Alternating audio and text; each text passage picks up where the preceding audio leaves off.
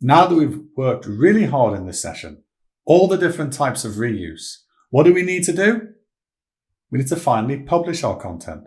Let's see how we can publish, and we're able to choose which variables and which profilings we want to use, and also save them so we don't have to recreate that logic again. We can just publish them again later, or even call from the API or bulk publish. But let's get that ready so we can publish our content out with the settings that we need. We've worked on our content, created variables, defined our profiling, filtering conditions. Let's see the fruits of our labors.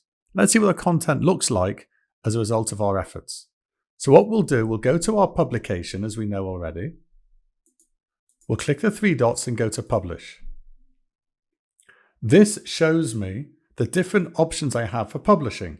So at the top I have my different types of channels, my different outputs I can use. And firstly, let's create a PDF, create on PDF.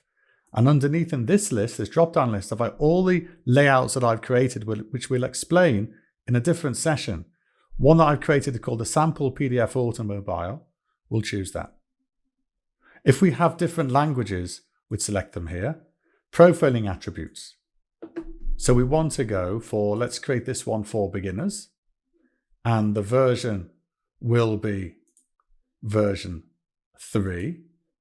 And obviously the output format is going to be for a PDF. That should all make sense after the work we did previously. For variables, let's go down to the group that we created called recordings, and we'll select product A. And OK. Now, if we had some integrations with, for example, GitHub or Bitbucket, Netlify, GitLab, FTP, Amazon S3, Azure repos, you could also automatically push the content there. So CI/CD, the continuous development, can be an integral part of your Paligo workflow as well. Now, rather than just clicking publish, which I can do here, I want to save the settings so I don't need to essentially reproduce the logic at another point. So I go to save settings and some sort of brief description that will remind me.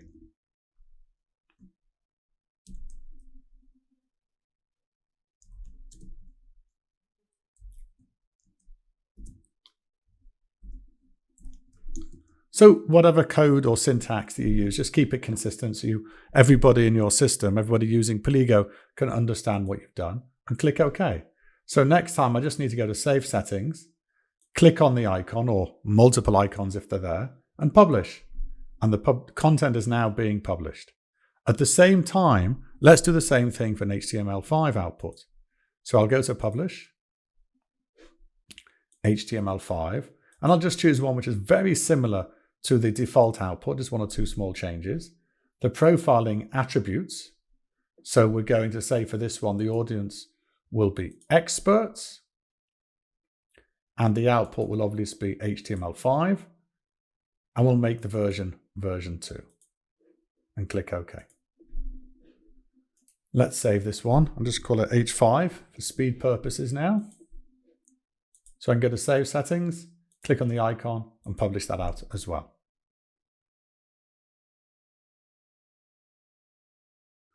Paligo has created zip files for me. And whether you're using Windows or a Mac, you just want to expand the zip files. For PDF, open that file. For an HTML5, you'll open the first index HTML file that you see. So let's have a look at what we've done. Here we have the PDF that we created. We can see a logo. We can see a nice picture on the front page with a title. We've got some metadata. We've got the subtitle at the bottom. The second page contains some additional information. This is all optional, copyright notice, whatever you want to put in. We have a working table of contents. We can see with the links work as well. You can see the mouse over. You can create headers and footers, left, right, middle, images, text, dynamic text, title name, chapter name. All these types of things are very simple to do. We can see here's our welcome page. We have the variable in there, product A, and you can see beginners exists, no experts, version 2 doesn't exist. And we see just the PDF, not the HTML. So it's worked with all the filters and variables that we use. Isn't that really exciting to see? And the rest of our content. Now let's have a look at HTML5. And here's our HTML5 output, a really professional looking output.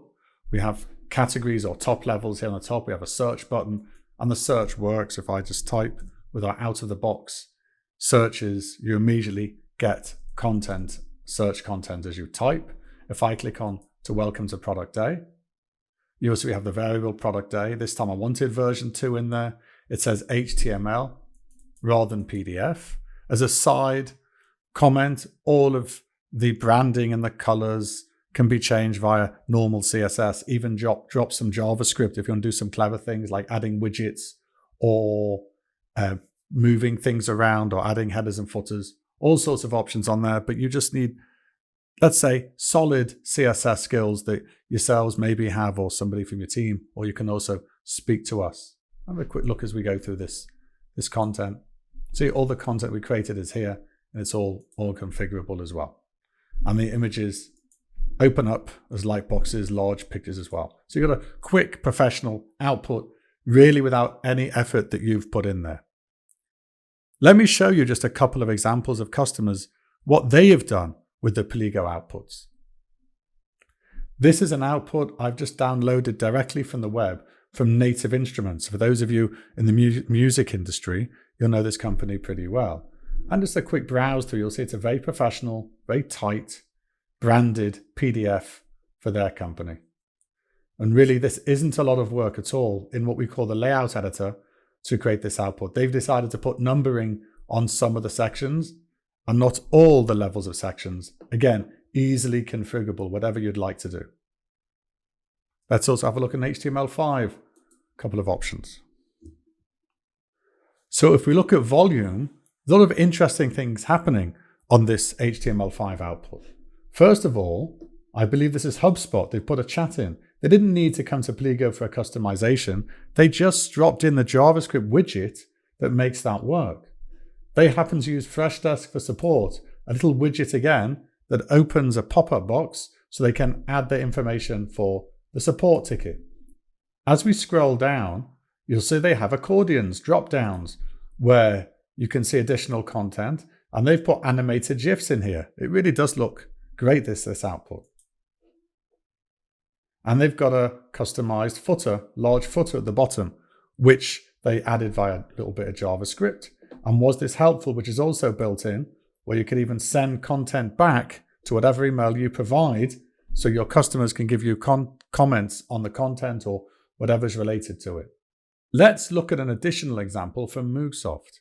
They have their regular content, but for those of you who have multiple versions of your products out on the market, so therefore you have multiple versions of your content, it's very simple to create this drop-down. So you can easily move between the different versions.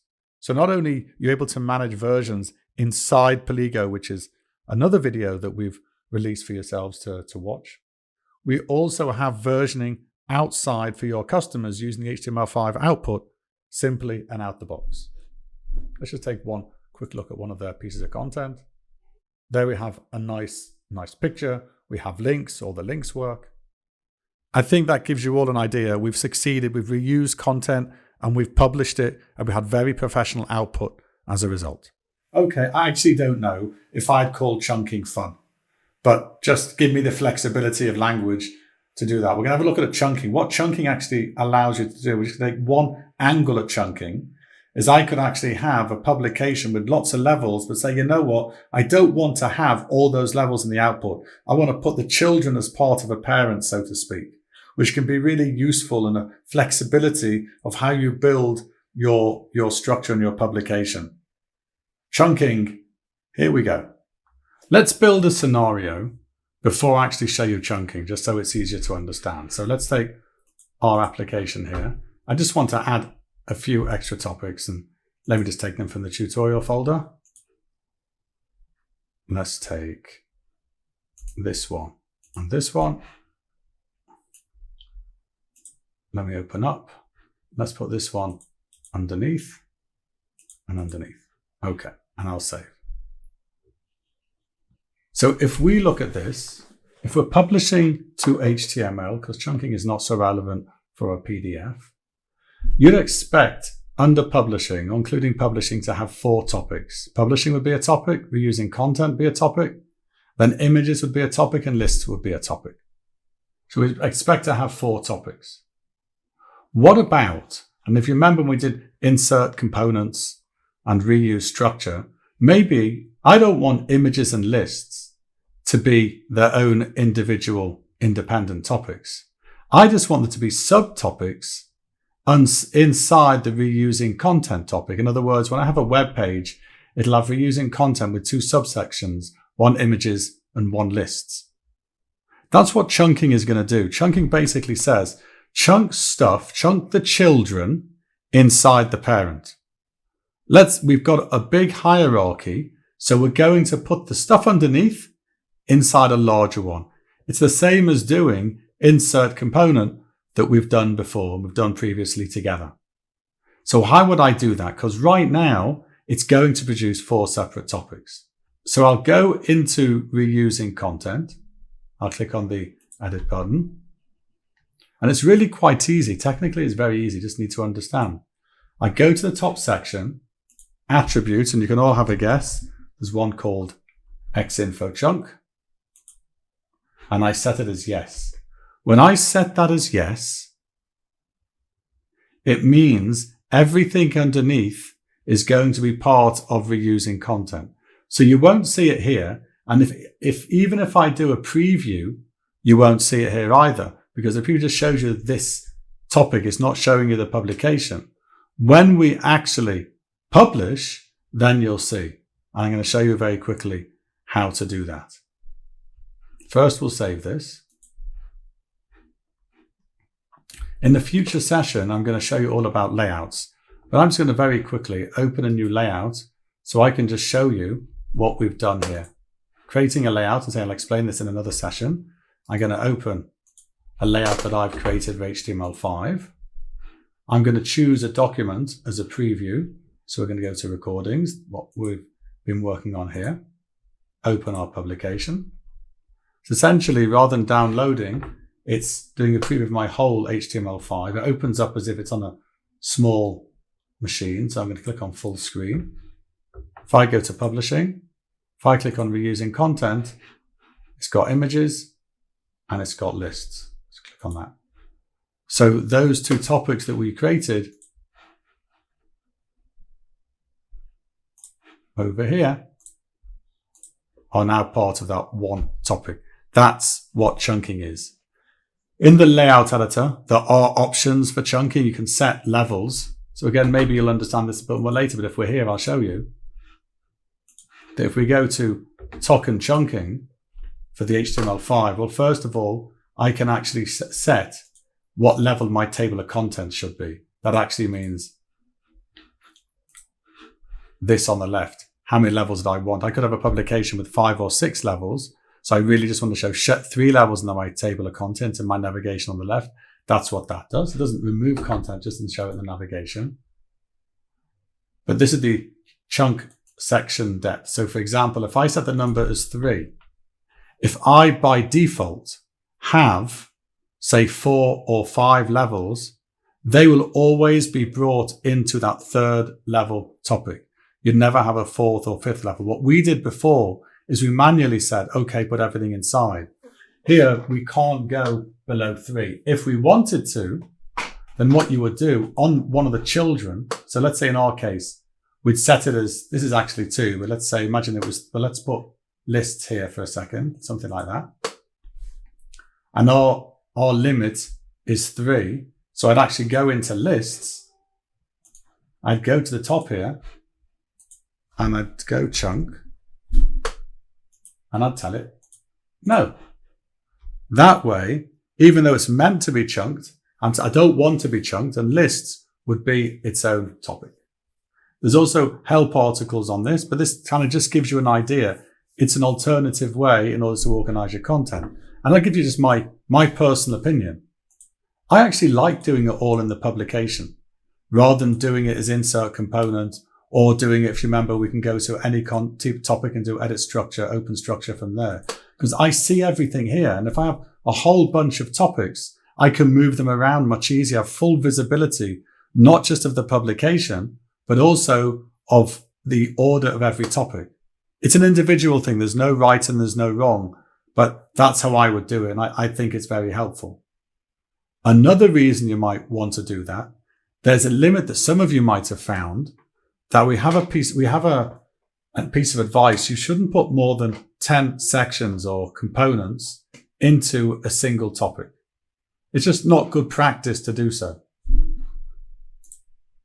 So that is a way to avoid that problem, because I could put, for example, 10 topics here underneath reusing content, put 12 topics here.